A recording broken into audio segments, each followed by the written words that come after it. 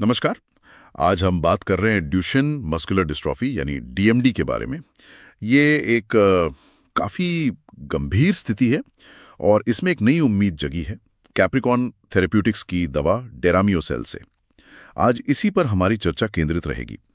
हमने इसके लिए डेरामियोसेल ड्यूशेन मस्कुलर डिस्ट्रॉफी के लिए नई आशा शीर्षक वाले एक लेख से जानकारी ली है।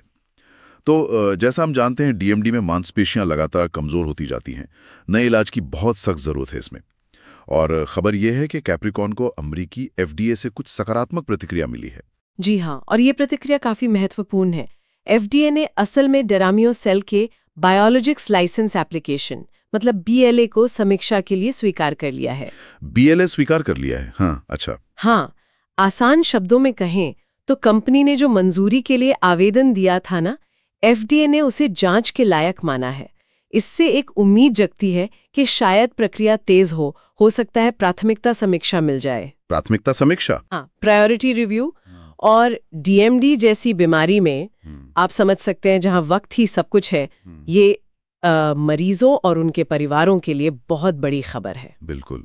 तो एफडीए ने ये जो सकारात्मक रुख दिखाया है, इसके पीछे कुछ ठोस क्लिनिकल डेटा होगा जरूर। आपने होप 3 परीक्षण का जिक्र किया था। हाँ, बिल्कुल।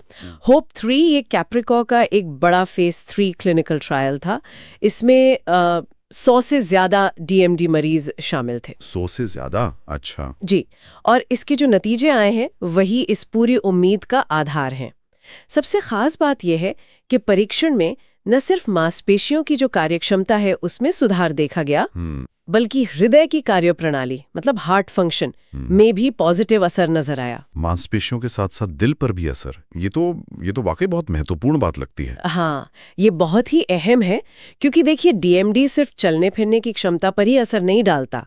समय के साथ ये दिल को भी कमजोर करता जाता है और वो अक्सर एक बहुत गंभीर समस्या बन जाती है मरीजों के लिए। सही कहा। तो डेरामियोसेल जो कि एक सेल आधारित थेरेपी है। सेल थेरेपी मतलब ये जीवित कोशिकाओं का इस्तेमाल करती है शरीर की मरम्मत में मदद करने के लिए, खास तौर पर सूजन कम करके और मांसपेशियों के पुनर्निर्माण को बढ़ावा देकर। तो अगर ये एक ही दवा इन दोनों बड़ी समस्याओं पर, मांसपेशियों की कमजोरी और दिल की समस्या दोनों पर काम कर सकती है, तो ये डीएमडी के इलाज में एक बहुत बड़ा बदलाव ला सकती है। हाँ, ये तो फिर सिर्फ लक्षणों को कंट्रोल करने से कहीं ज्यादा हो गया। बिल्कुल, ये बीमारी के बढ़ने की रफ्तार पर भी असर डाल सकती है, ऐसी संभावना है। ये तो कमाल है। मतलब एक ही दवा से मांसपेशियों और दिल दोनों को फायदा। ये तो मरीजों की जिंदगी की क्वालिटी और शायद उम्र पर भी बहुत गहरा असर डाल सकता है। उम्मीद तो यही है। तो अब आगे क्या? मतलब क्या कोई टाइमलाइन है हमारे पास? लेख में मार्च या अप्रैल 2026 का जिक्र था। देखिए, बीएलए स्वीकार होने के बाद ना एफडीए आमतौर पर एक लक्ष्य तिथि तय करता है, जिसे पीडीयूएफए डेट कहते हैं। तो ये जो 2026 की समय सीमा स्रोत में बताई गई है, वो एक संभावित लक्ष्य हो सकता है, खासकर अगर दवा को प्राथमिकता समीक्षा मिल जाती है। अच्छा। और ये यकीनन उन हजारों परिवारों के लिए एक ठोस उम्मीद है जो सालों से किसी बड़ी कामयाबी का इंतजार कर रहे हैं। हाँ, ये तो है। लेकिन यहाँ पर मैं ये भी कहूंगी कि थोड़ा संयमित आशावाद रखना जरूरी है, मतलब कॉशियस ऑप्टिमिज्म। एफडीए की जो समीक्षा प्रक्रिया होती है वो बहुत डिटेल्ड और सख्त होती है। मंजूरी मिलना कई वैज्ञानिक और रेगुलेटरी चीजों पर निर्भर करेगा। यानी उम्मीद तो है पर अभी रास्ता बाकी है, मंजूरी मिलना पक्का नहीं है। बिल्कुल। और जैसा कि उस लेख में भी इशारा किया गया था, ये कहानी सिर्फ साइंस या दवा की नहीं है, ये उम्मीद की कहानी है, साहस की, और इतनी चुनौतियों के बावजूद इंसान के आगे बढ़ते रहने की इच्छा की भी कहानी है। डेरामियोसेल का बनना वो मेडिकल तरक्की के उस बड़े सफर का हिस्सा है जहां सालों की रिसर्च लगती है, कई नाकामयाबियां होती हैं, फिर जाकर कोई समाधान नजर आता है। यह हमें याद दिलाता है कि क्लिनिकल ट्रायल से लेकर एक मंजूरशुदा इलाज तक का रास्ता लंबा होता है और लगातार रिसर्च की जरूरत बनी रहती है।